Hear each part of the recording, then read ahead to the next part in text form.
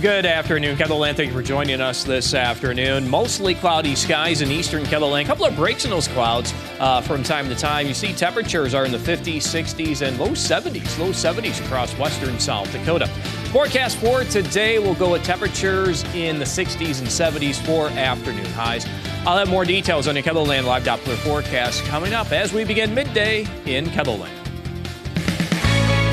Live from KELOLAND Media Group, midday in KELOLAND. Midwest Honor Flight hosts another mission to honor dozens of veterans. Plus, the self-proclaimed most pro-union president visits the picket lines. I'm Skyler Henry at the White House with President Biden's visit to stand with striking auto workers. Well, good afternoon, and thanks for having us in. I'm Tom Hansen. 3 of South Dakota's top officials are in Texas. Governor Kristi Noem, Adjutant General Mark Morrell, and Public Safety Secretary Bob Perry are visiting the U.S.-Mexico border. They're also checking in on the 50 South Dakota National Guard members deployed as part of Operation Lone Star. The governor has posted pictures and videos of the visit on her social media accounts. Well, Midwest Honor Flight is back in the nation's capital today. The nonprofit brings area veterans to the memorials in Washington dedicated to them and their service. It is a whirlwind trip, and they see all the sights in one single day.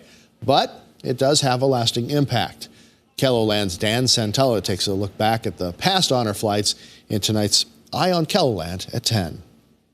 Now, you can follow along on the current flight online. This is a look at Dan's X account. He's been posting pictures and videos since early this morning. You can see everything from the moment they take off in Sioux Falls and their heroes welcome in Washington, D.C., to tonight's welcome home ceremony back here in South Dakota. You can watch for updates throughout the day. Turn now for a first look at our forecast with meteorologist Scott Muntz, and a little on the cool side, I guess, isn't it? Well, as it should be. I guess we're not used to these average temperatures. We're not. No. This is average right now? Well, get these numbers in the upper 60s, lower 70s. That's average for this time of year. Not used to the cloud cover either, but yeah, we've had some thick cloud cover across much of eastern KELOLAND, seems like, for the past couple of days. It was nice to get that rain over the weekend, too.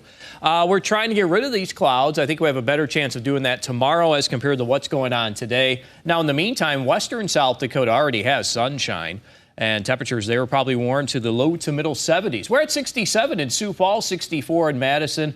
We have 64 degrees in Huron, 65 in Yankton, eastern and northeastern KELOLAND, showing temperatures in the upper 50s to lower 60s. It's 57 in Pierre, where they've had fog throughout much of the morning, even extending into the early part of the afternoon. Well, here's our forecast today. Sioux Falls around 72. We'll call it partly sunny. We'll continue to bring in at least periods of sunshine. Should mention, too, the isolated chance for a very light rain shower, maybe even some drizzle. We had that earlier this morning in and around Sioux Falls. Otherwise, our forecast here in the central South Dakota showing temperatures in the lower 70s today. And western KELOLAND with sunshine will have numbers in the middle 70s.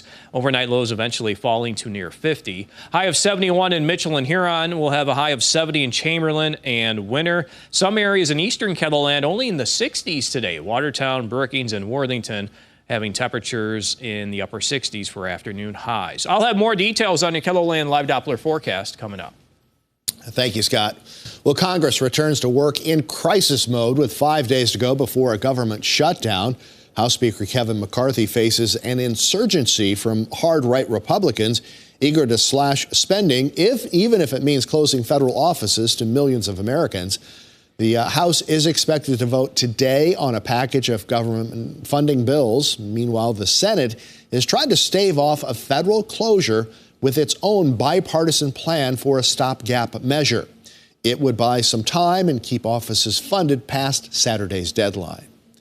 Now, the deal is made. The pickets have been suspended, and Hollywood's writers, they're on the verge of getting back to work after months on strike.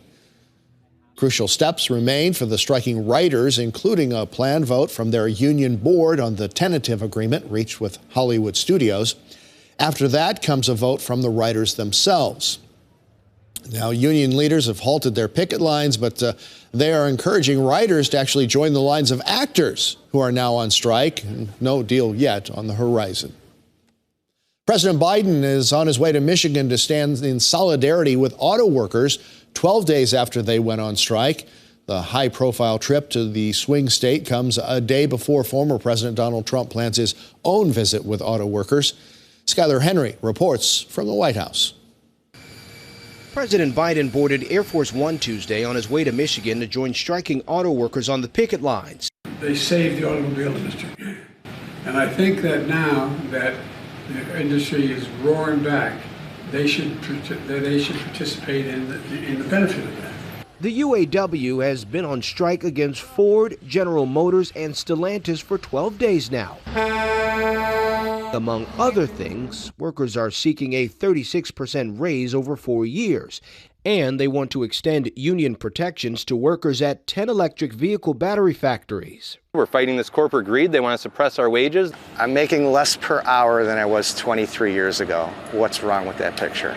President Biden calls himself the most pro-union president ever. His trip comes one day before former president and 2024 GOP frontrunner Donald Trump is set to speak with auto workers himself in Michigan.